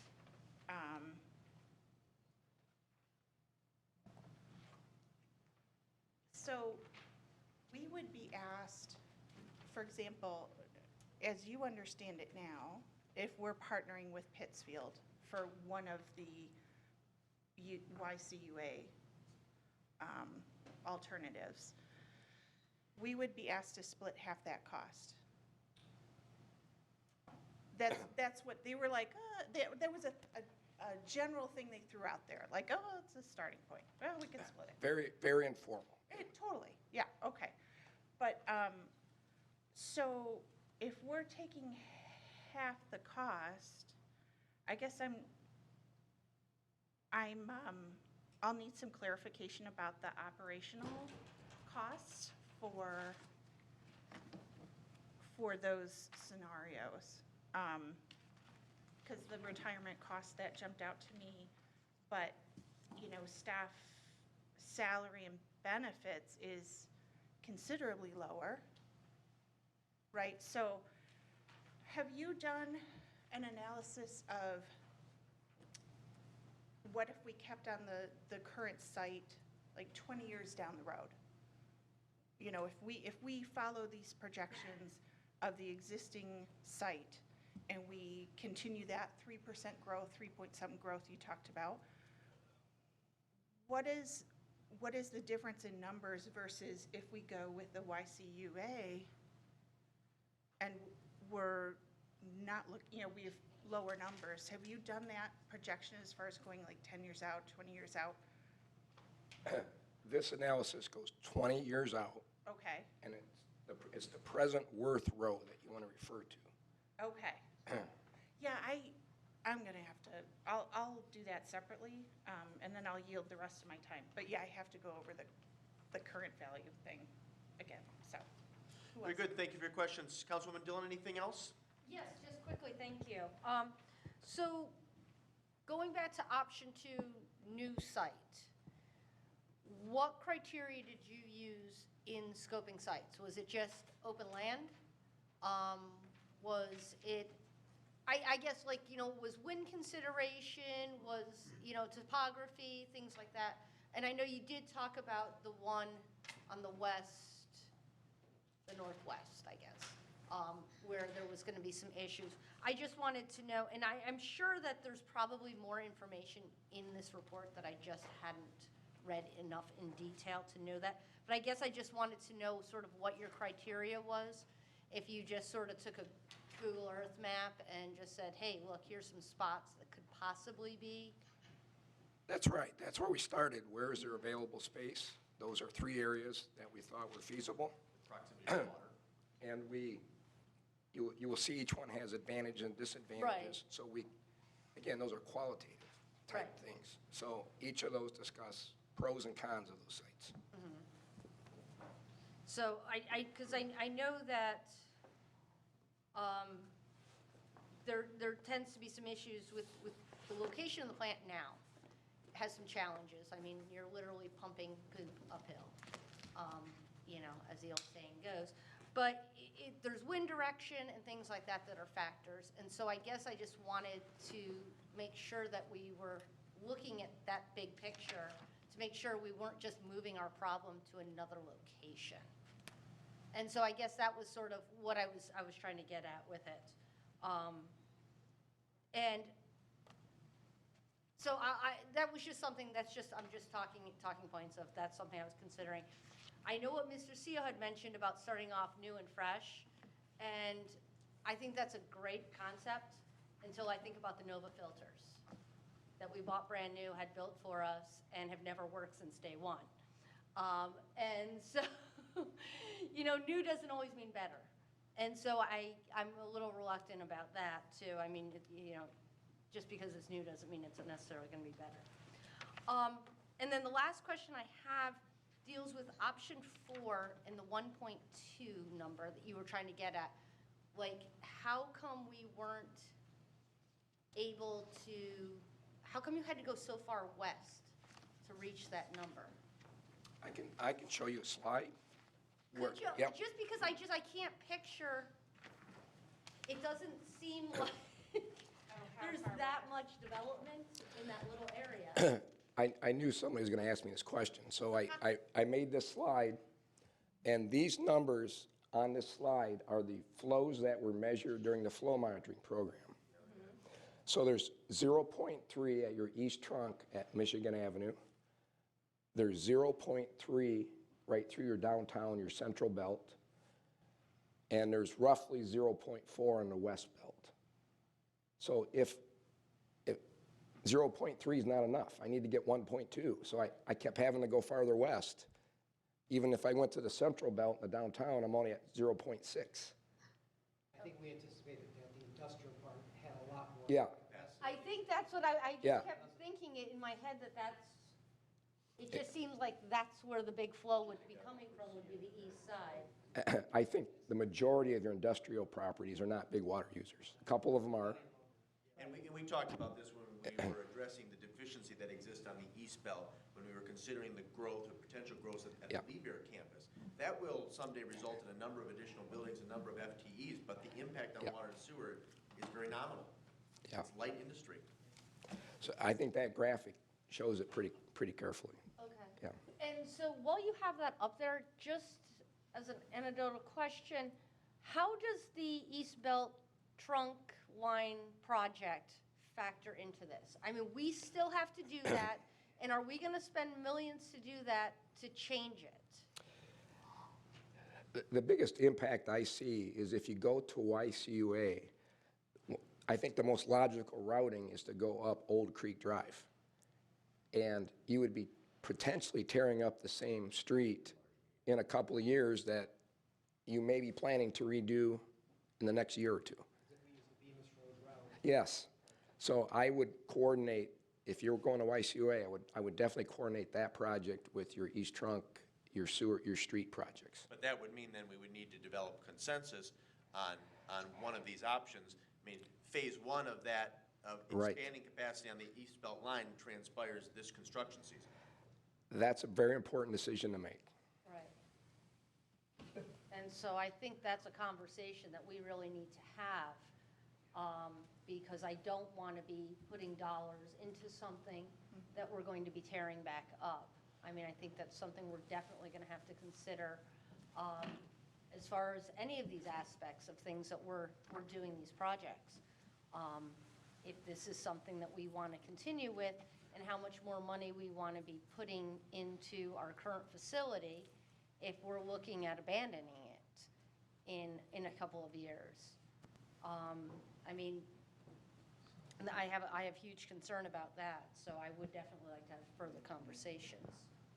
And with that, I'll stop. Very good. Mr. Camaros, would you like any additional questions? Yeah, just a couple minor ones. With the new plant, say it's on the existing site or a new site, is there going to be less odor? I'd like to assume that we would have more assurance, better technology, new equipment, that the odor wouldn't be as much of an issue. And we've had our share, as you undoubtedly know. The activated sludge aeration tank treatment process typically puts off less odor than the RBC process. Ideally, if we expanded the primary clarifier tanks, those would be covered, same as the ones are now, and that air would be collected again and routed to the odor control system. So I think it would probably, stay where it is or be less, likely with loaded and maybe stressed to the extent they are now, so operations would improve, and maybe that would provide some benefit. Okay. I guess one thing I wanted to say quickly is the costs that we developed were the full build-out cost for the projected flow rates. There's a possibility with some of these alternates that it can be somewhat sequenced going forward, so some of that cost can be pushed out down the line than the growth you've expected. That's more easily accomplished at the existing site or expanding across the road than the new plant site. I just don't want to mention that I forgot with Okay. my slides. All right, thank you for that. If we were to stay at the same site, we'd really be maximizing that footprint. In your experience, is it, even if we decrease the odor, that'd be a big plus. There's still the sight line for some of the neighbors. Do you have any experience with the height or blocking, as we're talking about, fencing or trying to block some of the residential homes in that neighborhood? Do you do any, do you have any experience with mitigating the view when you're that close, or it's just part and parcel for being neighbors right there? We do landscaping, those sorts of things to try to. Or bringing in dirt and having to backfill so that they're in the... I think given the footprint of the existing site, it'd be hard to build a berm around the site because we're already having to expand, just because that existing site's so tight, and trying to fit new tanks and stuff in there. I don't think the berming would be an option. There's probably some possibility of tree screening that could be built around the site, but of course that's going to take time to mature and develop. Of course, tanks, height-wise, everything's tank structures are low. There would be a couple buildings, but but it'd probably it'd probably be tree screening would be Right. the most feasible approach. If any experience, if you have any, they're just going to really muddy the water with eminent domain of say, if we were to look at taking of like 5 or 10 feet from some of those yards to be able to plant trees or have a better, blocking the view. I know that takes time and some money, but we're talking about 4 or 5 years as it is right now. But just thinking out of the box, is that something that you've done? I haven't had experience with taking that approach. We do lots of landscaping, but as far as the real estate acquisition is up to other professionals. Okay. Yeah. You've never coordinated with? We have for easements and rights-of-ways all the time. All right. Yeah. So it could be a right-of-way project. Yep. Okay. And then lastly, for a new site, does the soil type have a great variability in the utility of the site and the cost to be able to build it on an alternate location? It does impact it. Bearing capacity of the soils and stuff is going to impact the tank foundation designs and whether or not it has to have a special pile foundation to support it in certain situations. So that's definitely a factor that needs to be looked at, depending on which approach is selected and trying to narrow down that location. We're not looking at trying to put an infiltration bed in, so we're not looking for a sandy soil. Right. So that's not as big a concern. But there is some soil concerns. Yeah, there's a lot of weight. Has to, be stabilizing geotechnical approaches that can be done to fix it. That's kind of what that falls into that contingency cost, which is a big unknown until you just get there and evaluate it. Okay, very good.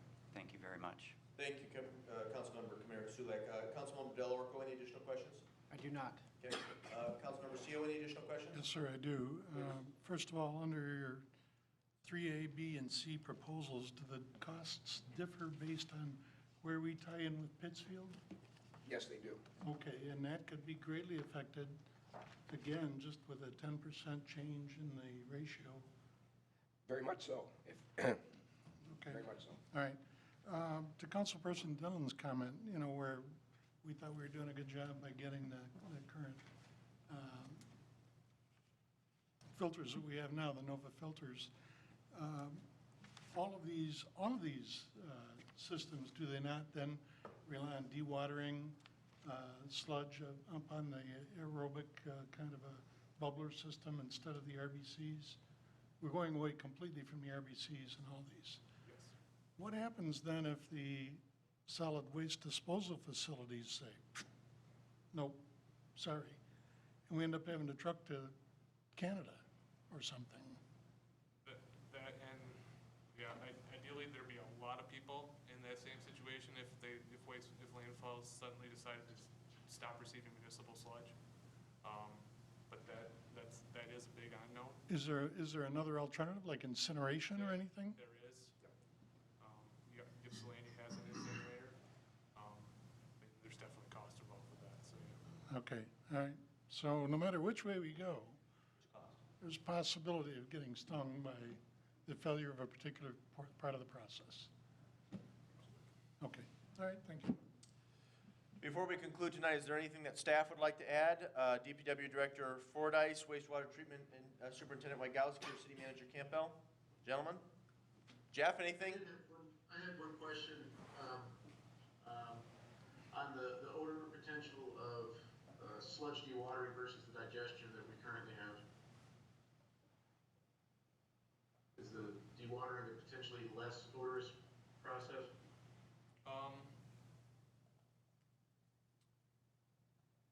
Right now, with the use of the digester system, that helps to stabilize the biosolids that we have and reduce some of that odor. So that's another one of the benefits of digestion. So if we went from the existing digesters to dewatering, there would be minimal odor concern. Without that digestion step, there is more odors involved with dewatering. Ideally, you're not storing it on site for a long term, as we currently are with the sludge holding tanks. It would be, the dewatered material would fall into a dumpster, and that dumpster would be hauled off, daily. But there would be odor involved with that, and ideally, you would address that like you're addressing the other odors at the site now with an odor control system to collect the air and enclose that building, collect that air, and then and treat it. Anything else, Mr. Fordyce? No, that's it, thank you. Mr. Wygowski? Yeah, I guess I don't know if you guys knew or not, but I did work for the Yucca for 27 years, so I'm very familiar with their operation, and I don't have stock in a wastewater plant or anything. But one of the experience I did have there was, they incinerate their biosolids, and they put a state-of-the-art incinerator in that takes care of mercury and dioxin. They were very concerned with that from an environmental standpoint. So they spent quite a bit of money to put a new incinerator in with those pollution controls. But when they did go to the dewatering and when they had problems with their incinerator, getting that sludge to a landfill was a problem due to the odor. The landfill they use is up in Northville Township with several $100,000 homes near it, similar to our plant being built and homes being built after. They wouldn't accept it, and they had difficulty getting that waste there. So I'm not sure what the nearest landfill here would be, but that is a concern because it does smell. And there is the hauling also. I know they cover it with tarp, but there is some traffic over it. Thank you. Mr. Campbell, anything you'd like to add? Discussion, as I said at the onset, a lot of information and certainly still being digested. Please send us questions and we'll get them answered in a timely manner. Very good. You'll follow up with Mr. Kamara-Sulak to fill him in on what he missed during the first half hour of tonight's meeting. I do want to thank council members for adjusting their schedules to be with us tonight. I think it was an important and timely conversation to have. Of equal importance, Mr. Rubel, I want to thank you and your associate for joining us this evening.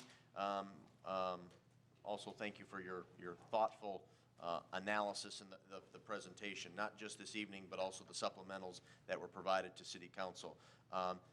As I indicated at the start of tonight's meeting, this is not something we will be developing consensus on in the near future because a lot of time and thought needs to go into the various options that were presented this evening. It is likely that this will be a discussion item at one of our February meetings, enumerated at the end of the agenda, and I'll confirm that either Monday or via email sometime after our second meeting in January. Much to consider, and I appreciate some of the comments that Mr. Del Orco made. Cost is a factor, but also the impact that our decisions have on our existing utility payers and future utility payers. We want to be very cognizant of that. We want to provide the best, the most exceptional service relative to wastewater that we possibly can. So again, good discussion tonight. If you have additional questions, concerns, please direct those to the city manager, and we will reconvene or revisit this issue rather at one of our February meetings. If there's nothing further, at this time the chair would entertain a motion to adjourn this special work meeting at 8:36 p.m. Moved by Mitchell. Is there a second? Second. Seconded by Kamara Sulak. All those in favor of adjourning signify by saying aye. Aye. Opposed say nay. Ayes have it. This meeting is adjourned. Good night.